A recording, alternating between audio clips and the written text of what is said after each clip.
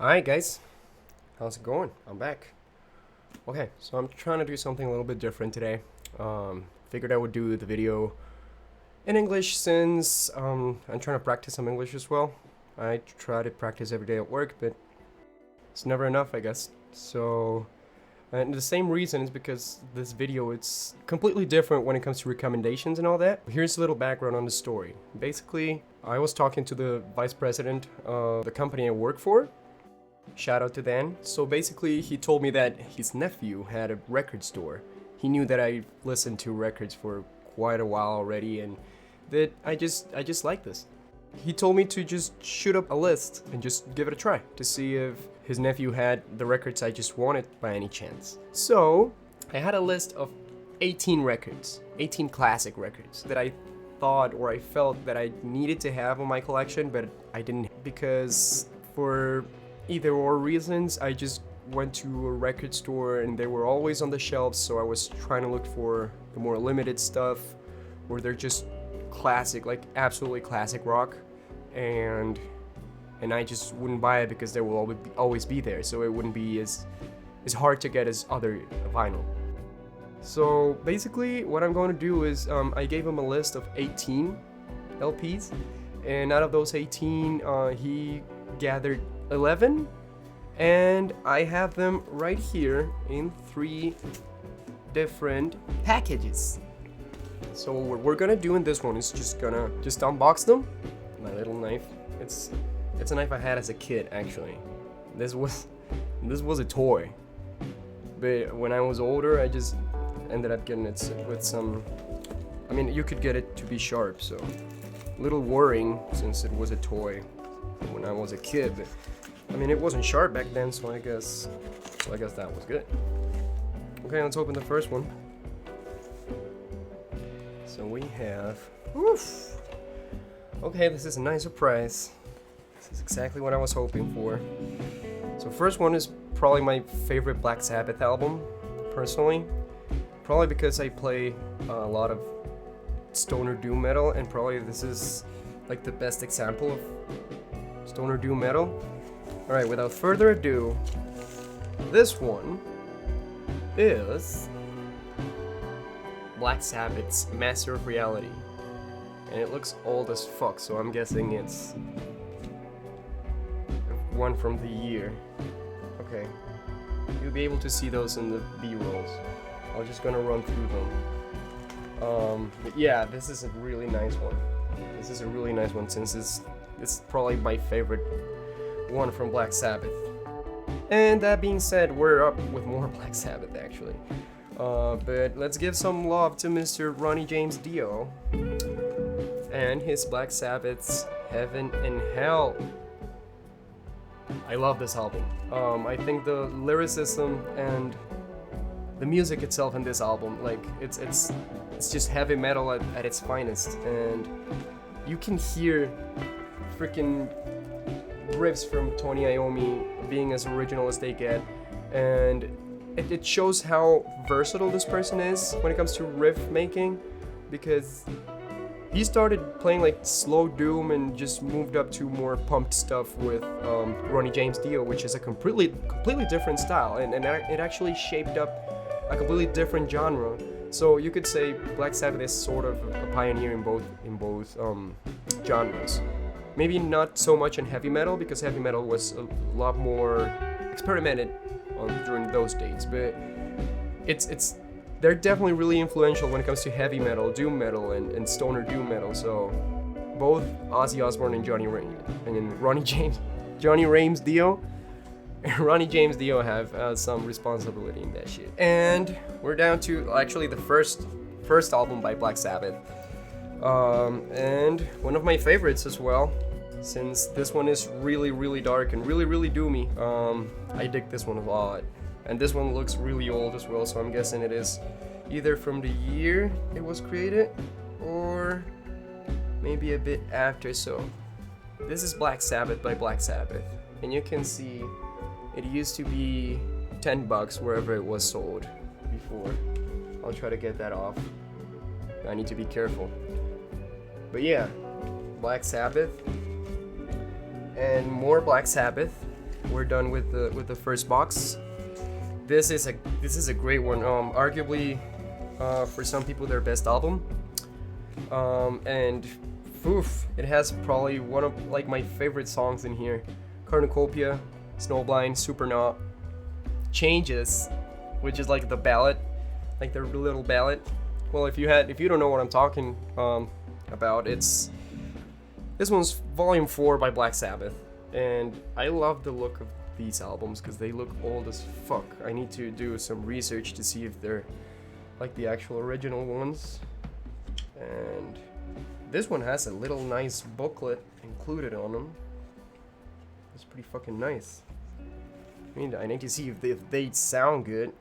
they look really old and they look really good, but I'm pretty sure they'll sound good. I have an Aqualung copy from the year, and it looks like shit, but it sounds amazing, and it's really fucking thin. Like, I don't know if the vinyl changed over the years or something like that. The 180 grams and all that shit, but older vinyl are like really freaking thin. They sound massive. They usually sound like even bigger than the other ones. So, all right, we're down to the second box. Okay, second box has been opened. The other classic, the third album from this amazing English band called Led Zeppelin. And this album is Led Zeppelin 3. Love it.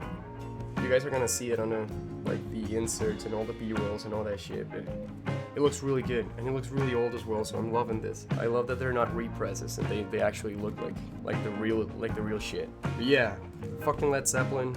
You can't go wrong with Led Zeppelin. But let's go to the other one, which is Led Zeppelin as well. I was trying to get some classics, and you know what the classics are, man. So, second one from Led Zeppelin's Houses of the Holy. This one's really messed up on the back, like really messed up. There's some bad hits over here. Looks really damaged. This appears to be a gatefold, but for some reason it's like stuck. I don't know if it's supposed to be a gatefold or not. Looks like it has something in there. Shit, I don't want to break it. Alright. Houses of the Holy, there you go. And we're down to Led Zeppelin 1. Yes! This is where it all started, baby. This is where it all started. I love this freaking album. I look young as shit. Fuck. These guys changed the world and they didn't even know it at this point. That's Dazed and Confused song where they go crazy live, play about half an hour on it. You might remember Jimmy Page going crazy with the little violin arch, just playing around, just making weird sounds. Like, they did this back in like the 70s. Just imagine hearing that. Like, it's still crazy for us during these years, and still innovative to a certain point. Up to this year, today. So imagine how people would feel and how people perceived that during those years. So, well, that's what they are, one of the biggest, right? Okay, and now, last one from Led Zeppelin, I believe. This one is Led Zeppelin 2, which actually has one of my favorite songs by Led Zeppelin, which is Moby Dick. This one looks in a finer shape. It's not that fucked up. Gatefold as well. Looks pretty damn nice. No inserts. Pretty cool. Pretty cool. I'm loving the state of these records. Like, they look really, really old. And like, for my old classic records, that's basically what I look for. I don't really care if they look like shit when it comes to their condition. I like that they sound good and that they have the little, I don't know, like the visuals from that year, because I feel it's just a nice touch. And we're opening our third box right now. Third and final box. Phew, alright. We're with more good news. This one's from Pink Floyd. And this one is the one that I would probably wanted to get since I got my turntable some years ago. But, well, as I was saying, this is like the classic of record that you just see on the record store all the time. And you figure, like, I'm gonna get it someday when I have some spare money, but I'll just get something else for now. But yeah, this is Dark Side of the Moon by Pink Floyd. And again, just to follow the aesthetic, it's old and fucked up. Love it. Alright. Well, yeah, there's not much to say about Pink Floyd, and especially this record. Just, I mean, watch The Wizard of Oz while tripping balls. If you haven't already. Trust me, it makes sense. It's weird to watch, especially if you're tripping balls, right? You'll enjoy it. You'll thank me, you know. And alright, next one. It's Pink Floyd as well. And this one is Metal. This one is Metal. And this one is my favorite record by Pink Floyd. By far. By freaking far. Like, Echoes is probably one of the best songs I've ever heard in my life. Fearless, it's a beautiful song as well. Saint Tropez, Pillow of Winds. It's just an amazing record. Like, if it only had Echoes, that would be more than enough for me. But it's just an amazing record. I mean, I'm not talking a lot about these records because they're just classics, and I'm just really pumped that I had them, so I'm doing this video pretty much. Alright, we have some more Led Zeppelin. Look at this. Look at this beautiful. Look at this beautiful. Woo!